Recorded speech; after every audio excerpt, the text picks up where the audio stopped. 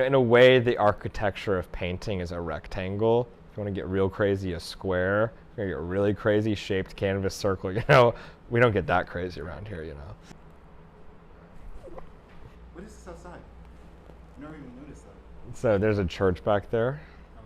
It's like a Catholic church, and I never saw this apartment. I got it when I was in London for my show, and I was on the top of a double-decker bus, and I'd been looking for 3 months, and I got the photos, and I was like, this is it, I just knew intuitively. But when I walked in, the first thing I noticed was the church back there, and a lot of my work has to do with spirituality, and not necessarily Christianity, but there's definitely Christianity that I'm observing and, from my experience and intrigued by.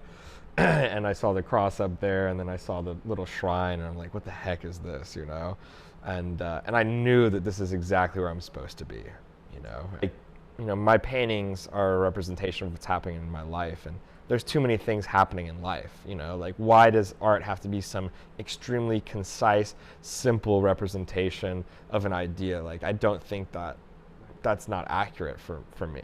The first time going to Lakewood, which is Joel Osteen's church in Houston, it was like the first time I went to the Cy Twombly Museum at the Menil Collection. It was a full-blown spiritual experience, and I'd gone into it with all these preconceptions. So, I see all these memes, which some are pretty funny, and I had a resentment against being forced to go to church and stuff. But when I walked in there, and I just felt that energy, and that's what I seek when I go to exhibitions. Is I want to be moved. I want to feel that energy, and I hope that my work imbues that energy, and it gives somebody an experience like what I had, with all these early art experiences, like the Twombly one in particular, and that performance, feeling the bass and like just being in that environment where there's so much energy and something's happening, and like, I don't know, it was a beautiful experience.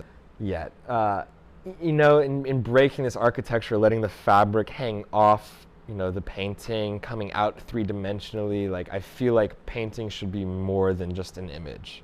Like, there's a responsibility for painting and art to be experienced in person at a higher level, or a more intimate way, or a more true way than seeing something just on Instagram and floating by an image and you get that work, super colorful figuration, that's right where I'm at with that.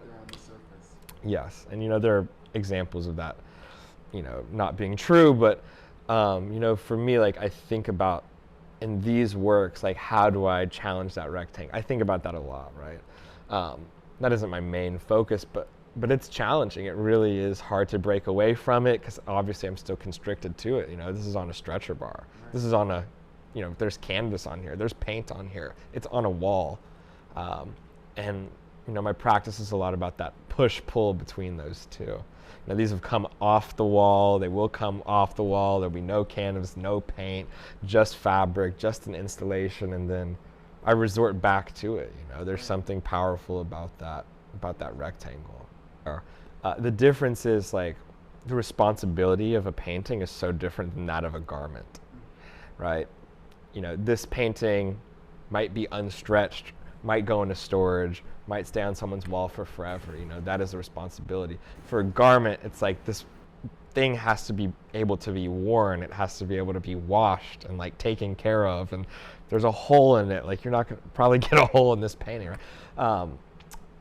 So that brings up an interesting thing. But for me, like, I think about the stretcher bar as body. That is like so integral to my practice. These aluminum stretchers that I've been working on for years.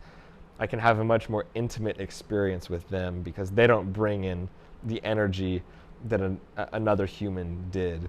And then going back to the architecture question, being confined to a box and the rectangle, like, my interest, I started in fashion, was always in the two-dimensional image of fashion. I grew up looking at Hypebeast, their street style images, lookbooks. I remember the first Vetements lookbook and how much that impacted my life to the core and shook me, and I tried to recreate that in my own way for years and just could never get to it. And so with painting, why I'm so attracted to painting is, number one, I'm able to use my hands and do it, what I kind of missed out from fashion in many ways. And number two is, like, the focus is on the image, like, yes, it's the presence of the object itself, its inherent sculptural nature, the energy, but I am an image maker. I am so obsessed with visual language that painting, and specifically painting art history, it's just so appealing to me, and the never-ending rabbit hole of how I came to this with everyone who came before me is just fascinating. So oftentimes I think about like how to make a painting with no paint, with no canvas, with no brush. A lot of the artists who I look up to, like, have used fabric in their work, but for me, I didn't have as much personal relation to, say, canvas, a brush, and paint. I had the relation to charmeuse, satin, organza, these things, right? And so, like, I've been exploring that personal relationship and that experience. And then also, like, a printing process that's unique to fashion, dye sublimation. For me, it's Warhol, Wool, Guyton, Preston. And that's incorporated into these works as well. And, I come from collage. That is my first love in painting, I'd say. And so that is all incorporated in here. But as far as like the physical manipulation of these works go, these are actually burned. So I'll paint the fabric, go upstate, and basically do this performance work where I'm in this field and I burn the works. And we have this particular way of burning them. And these are the first burned works. It smell like gasoline in my studio when I bring them back. It's terrible, but there's something that I'm so attracted to that I just can't stop doing it. I'm going up this weekend again to burn a bunch of other fabrics and really let them burn this time. But yeah, I use all sorts of tools and ways of mark making that are not limited to the brush and paint. And that's just my visual language that I've developed over the years of finding my voice. And I love that. And the first time you came to my studio, we talked about this. You commented on the brutalist nature of the work, and I was quite enamored. You know how to touch my heart. And yeah, they are brutalist. I don't necessarily consciously think about that, but from my early fashion influences in particular, like that, quite brutalist. I think about emotional brutalism in a way, and you can really sense it in these red works. Going back to your question, the fragility of these works versus the, eternal nature of painting. There's that question.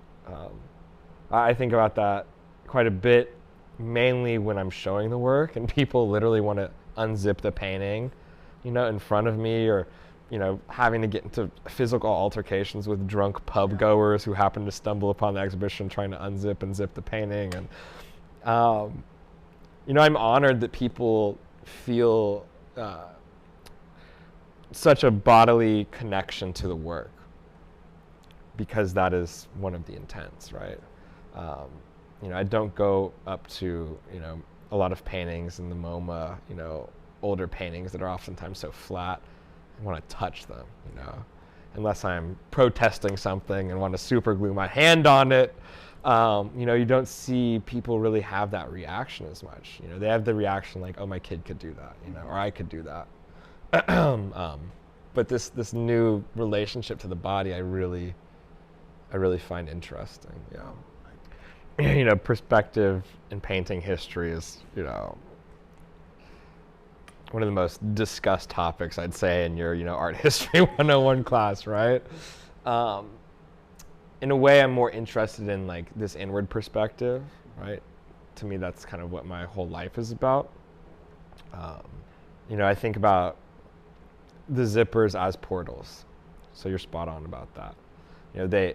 They add something to the CTHRUME painting, the transparent black and white works, that makes it more than just a painting, that makes it addresses the inherent sculptural nature, because you can see the wall, you can see the stretcher bar, there's a sensuality between it. The collectors can, someone coined styling the painting, so they can zip it or unzip it. I have preferences depending on the work.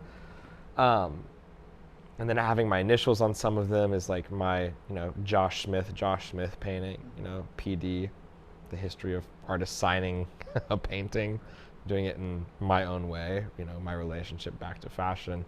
But it's more than that. It's aesthetically pleasing. My love for Lawrence Weiner's work and using, very small poems and having the Hope is Alive triple zipper paintings. And I see myself making more of those. I think about Duchamp's, one of his most famous works that's now in Philadelphia, where you look through the peephole and you see this whole world behind you. To me, I think about these paintings. Paintings are but the beginning for Preston Douglas, and they're a great beginning. But I start thinking about what's behind the zipper. Like, how do we really enter this world, right? And so that's where the installations came out of. I make these fabric installation works where the viewer is invited to come sit, experience. I make sound works that play for the installations, and as I see my practice grow and the opportunities to exhibit, in larger spaces, budgets, etc., like these installations will really become what I envision them to be, and yeah, I'm excited for that day, and it's coming soon. Materiality in my practice is, of course, very important.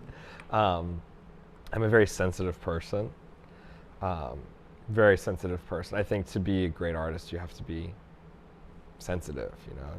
To me, art making is a cathartic process. I make art because I have to, and also because I love to, and also because I get to. There's actually way less pain and suffering in these red works than there are in those purple works, from the purple series. Like, so much more pain and suffering in those purple paintings, and, yet they read quite beautiful. Upon further inspection, it's like, oh, like, there's some pain here. Yeah. I had like a realization literally yesterday as I was journaling that the word pain is literally in paintings. I mean, like, it was the time I realized that Flo Rida's name was Florida. Exactly. I think that blew everybody's mind when that. Okay, I'm glad I'm not alone, because I've told some people and they're like, dude, you're... No. I think I learned that like a little bit after high school, and I was like, what? Yeah. But like, I never considered that there's literally pain in paintings.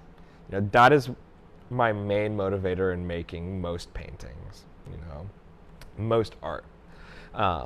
An attachment to pain and identification with pain.